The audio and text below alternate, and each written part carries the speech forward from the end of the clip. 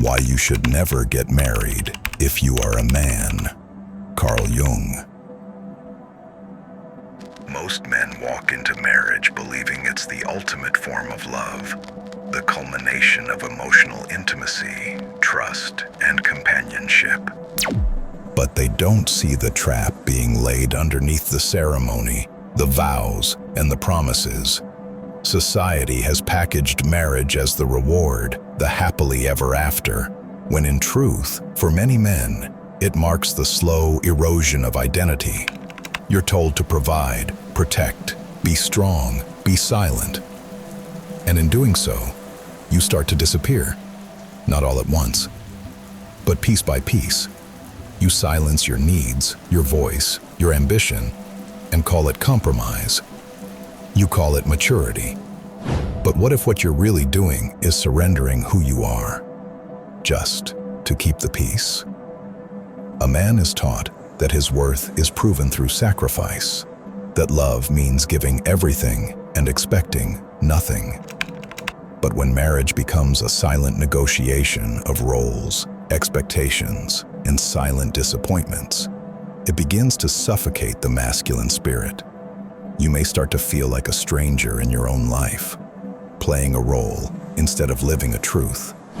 You wake up not to build, but to maintain, not to dream, but to meet demands. This isn't partnership, it's quiet servitude.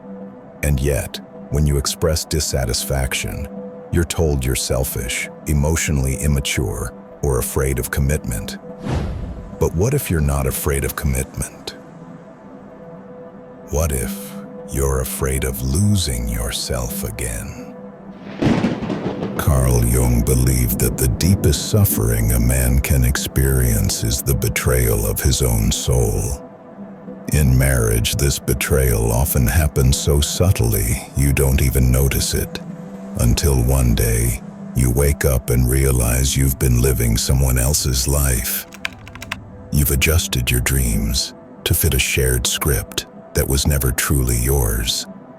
The career moves you didn't make, the adventures you postponed, the passions you abandoned, all justified in the name of stability.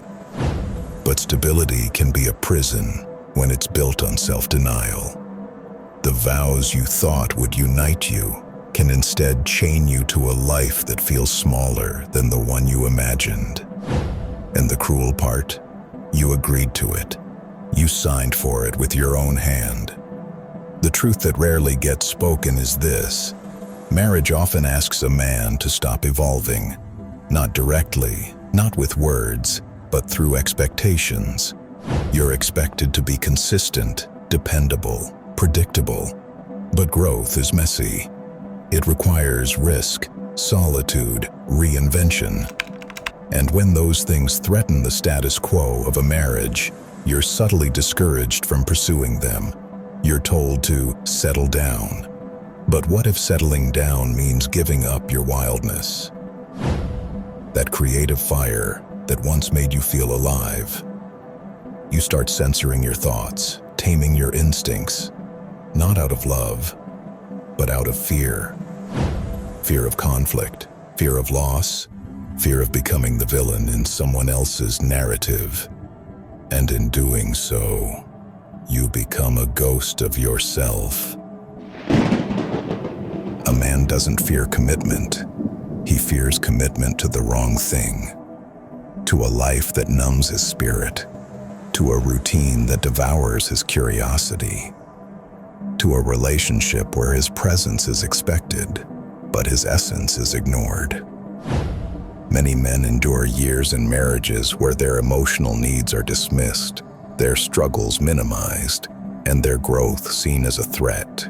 And yet, they stay out of duty, guilt, or the belief that this is just how it's supposed to be.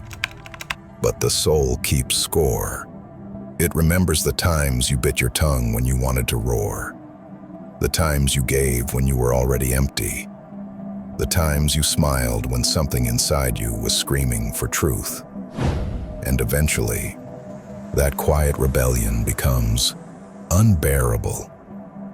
You see, the danger isn't in marriage itself. It's in entering it unconsciously. When a man doesn't know who he is, what he stands for, and what kind of life he's truly called to build, he becomes easy to mold, easy to manipulate. He becomes what others need him to be, not what he was born to become. Carl Jung warned of this. The unlived life doesn't go away. It simply haunts you.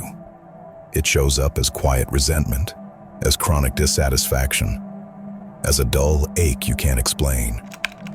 You may smile for the world, but deep down, you're restless. Not because something's wrong with you, but because something sacred in you has been abandoned, forgotten.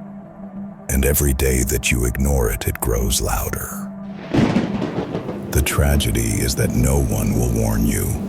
They'll celebrate your wedding, admire your devotion, praise your sacrifices, but they won't ask you if you feel seen, if your soul feels safe, if the man inside you is thriving or just surviving.